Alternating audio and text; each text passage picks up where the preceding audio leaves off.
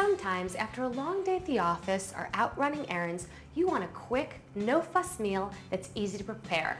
But it's gotta be truly gourmet. I'm Divya Gugnani here in New York City. So let's go behind the burner and meet the expert who's a cooking instructor to get some tips.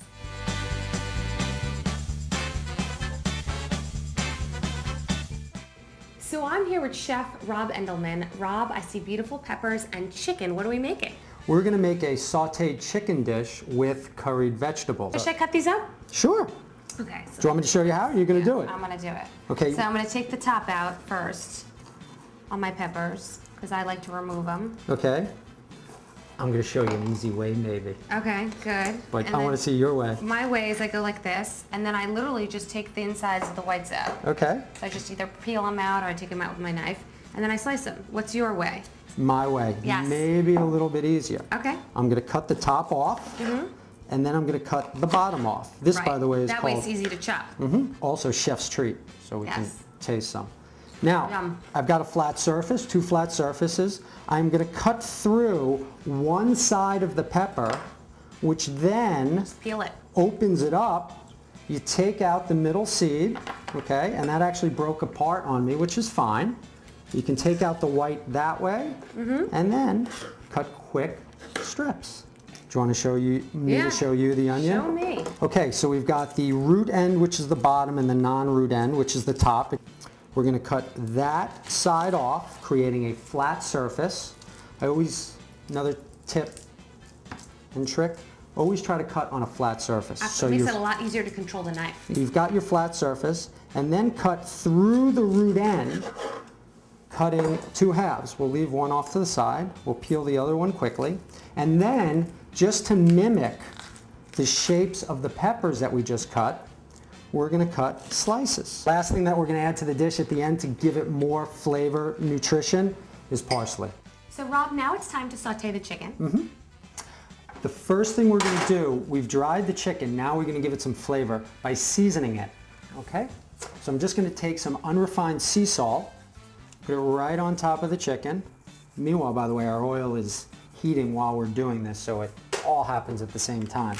A little bit of fresh ground pepper, it'll just give you more flavor than using regular ground pepper. Now, before I do that, before I put the chicken into the pan, I'm going to make sure our oil is hot. How? By just taking a veggie that I'm cooking with.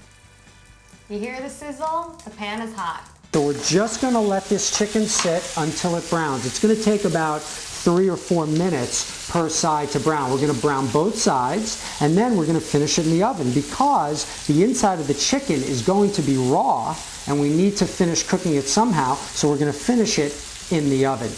These are ready. Let's take a look. These are, oh, look at that. Beautiful. Beautiful golden brown color, and it's crisp. Feel that? I love it. Now, remember we only season one side? This is where we season the second side right before we flip it. So I'm going to give a quick pepper and a quick dose of, again, the unrefined sea salt. And we're going to flip, and we're going to brown the second side. Second side of the chicken is brown now, so I'm going to take the chicken, put it on we call these sizzle pans, but you can use any baking sheet or cookie sheet you want. And I'm going to put this chicken into the oven because, as we were talking about before, the inside is still undercooked. I'm going to put it into an oven at 350, 375, it really doesn't matter, and let it cook for about, 4 or 5 minutes. While our chicken's in the oven, we're going to cook our vegetables.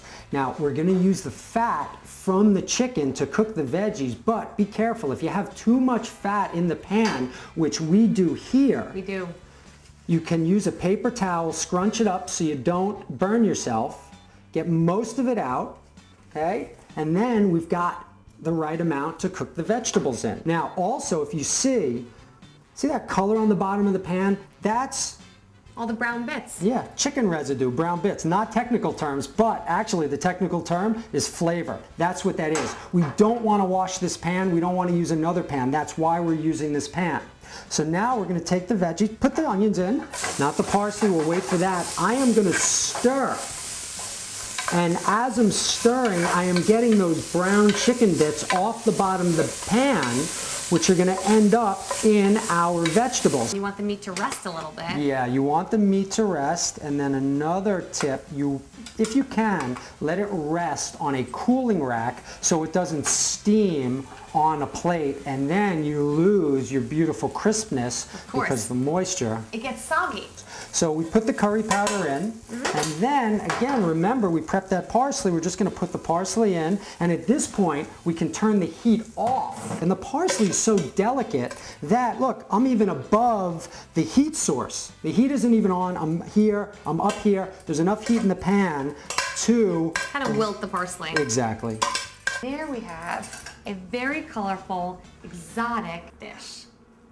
So Rob, it's time to eat the colorful dish. Yeah, it is. This looks beautiful, and It smells really good too. Let's see what we have here.